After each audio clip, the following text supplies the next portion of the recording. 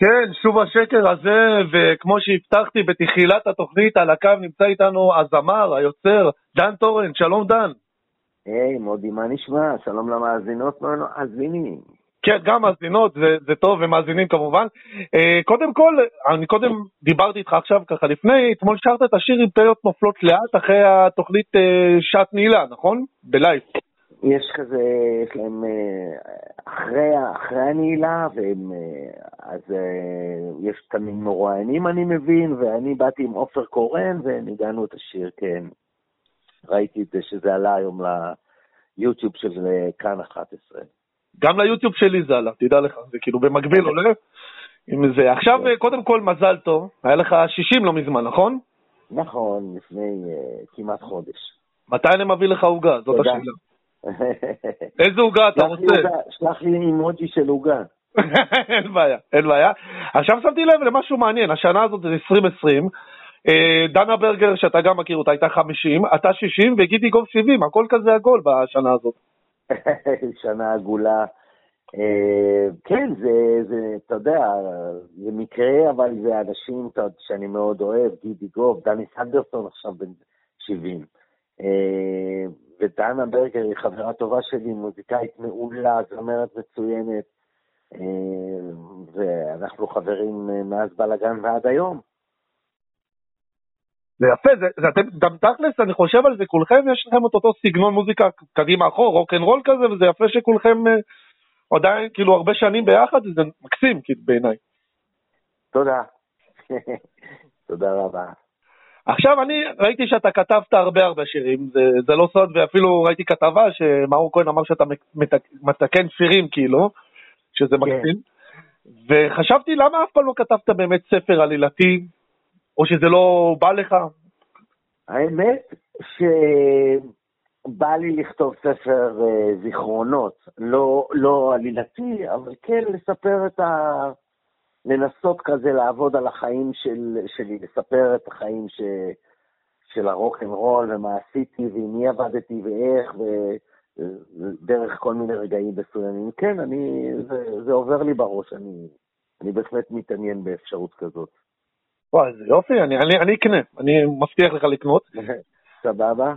עכשיו, לפני 7 שנים הלך לעולמו אריק איינשטיין, וקודם שמתי שיר של החלונות הגבוהים, ואני, כשהסתכלתי, עשיתי תחקיר, ראיתי שגם עבדת איתו ועם פיטר רוט, חבר טוב שלך, על רגעים. איך זה היה באמת לעבוד עם אריק איינשטיין?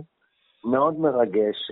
אמנם לא עבדתי איתו ישירות, אבל הוא צלצל להגיד לי שהוא אוהב את הכתיבה ואת הפשטות של הטקסטים, ובשבילי, תדע לך, לשמוע אותו שר את השירים האלה, זה הגשמת חלום. הוא באמת אחד הזמרים האהובים אי פעם. ושמחתי מאוד שיכולתי, בשני השירים זה שירים שאני אוהב, טיול קצר ומשהו טוב הולך לקרות, שירים שאני מאוד גאה בהם.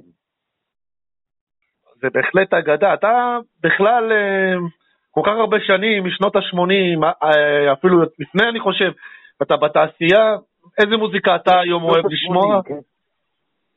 אני שומע, במוזיקה החדשה אני שומע הרבה פולק, ומין אינדי כזה, אינדי פולק, זמרים כמו ברייט אייז, אני מאוד אוהב את קף מקומבס, ואני אוהב את אימי מן, ואני, אתה יודע, אני שומע, ובמוזיקה ישראלית גם, אני שומע דברים חדשים טובים, גבע אלון, דניאל אספקטור, וגם את היותר צעירים, אני אוהב מוזיקה חדשה. לא, זה יופי של דבר. אני מתכוון אוהב שירים חדשים, אתה יודע. לא, בסדר גמור. אתה גם עשית הופעה שאני ראיתי ומאוד אהבתי, שאתה כאילו אומר שהרבה שירים כתבת ולא יודעים, וקראת להופעה, גם את זה הוא כתב. כן, מה, זה בשאלה. מה, גם את זה הוא כתב? ככה קוראים להופעה? זה כאילו, זה מה שהאנשים אומרים אחד לשני, אני שר איזה שיר שלא מזהים, ומישהו אומר, מה, גם את זה הוא כתב? אני מופיע עם זה בחצרות עכשיו, בסיבוב סתיו חצרות ברחבי המדינה, גם הערב יש לי הופעה כזאת, זה מאוד כיף. ומישהו רוצה להזמין את דן, הוא מופיע, והופעה מקסימה, ואני ראיתי את זה עם טל אימן, והיה מקסים, ובאמת כתבת הרבה שירים שאני לדוגמה, אני מפנה מקום, זה אחד השירים שאני מאוד מאוד אוהב, עוד מהתקופה של הצבא, הקלטתי את זה על טייפ, שעכשיו זה חזר, והייתי שומע את זה בלופים, כן, אני מת על מפני מקום. כן, יש לזה ביצוע חדש נכון, תקווה 6 עשו, לא? תקווה 6 עם עדן דרסו, כן. אהבת באמת הביצוע? זו שאלה... מאוד, מאוד יפה, מקסים. זה יופי. ואתה בנוסף גם כתבת שירים לתוכניות ילדים, כאילו, נכון? לגבעת הילדים מנפוליאון עשית בזמנו, איך? הילדים מגבעת נפוליאון, כתבתי והלחנתי את הפתיח, זה נכון. כן, אתה יודע, זה שיר שאני חושב לחדש אותו, כי הוא שיר יפה ואין לו ביצוע מלא. אז יאללה, אני אשמח להשמיע את זה פה בתוכנית. תכתוב, תגיד כזה סתם, מודי כזה, לא קשור לה, זה, אתה יודע, ככה תזכיר אותי בשיר, מילה, לא... בהתחלה, בסוף או כל הזמן? בקטנה, כמו תגידי לא כזה, אתה מודי לא כזה, אתה יודע, בקטנה, לא... סבבה. אני שמתי לב שגם, אפרופו שיגעון של גלון, היה לך שיר שקוראים לו ושוב שיגעון, שמת לב לזה? כן, שיר של ברי. כן, בהחלט. אז יופי, אז אתה על הגובה.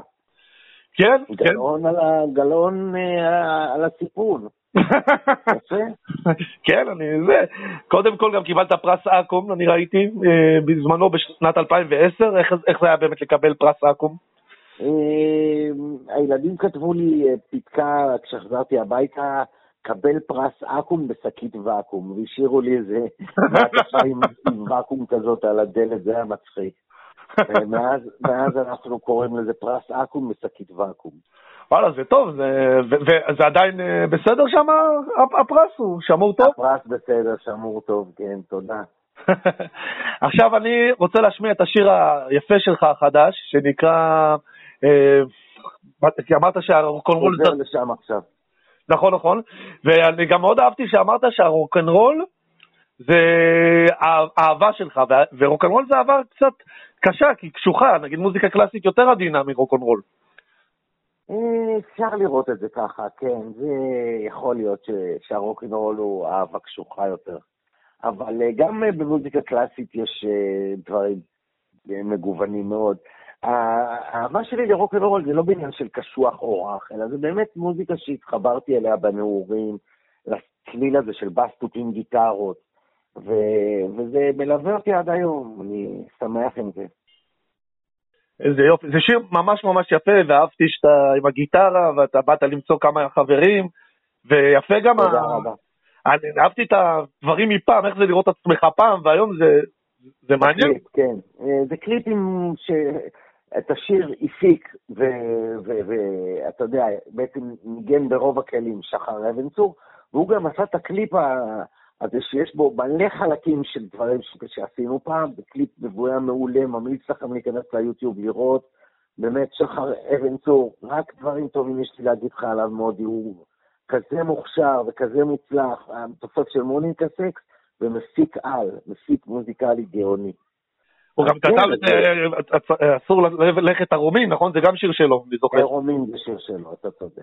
וואי, כן, הוא ענק. אני רק אגיד דברים טובים פה, אני לא אומר דברים רעים, זה תוכניות אחרות. הוא פה, אבל מצוין. אז קודם כל אני רוצה להגיד לך תודה רבה על הרעיון, ואני מאחל לך... תודה לך, תודה מודי, בהצלחה, תודה רבה. בכיף והמון מזל טוב, ואני עכשיו אשמיע את השיר, אני חוזר לשם עכשיו. אז אנחנו... יאללה. אתה מאשר, נכון? בטח. ביי מודי. ביי, תודה דן, להתראות. תודה. ביי.